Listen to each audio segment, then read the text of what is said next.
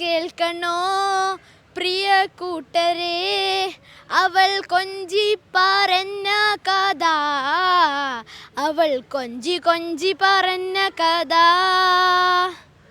തുഞ്ചൻ പറമ്പിൽ നിന്നും ഒരു പഞ്ചവർണ്ണ കിളി പറന്നേ.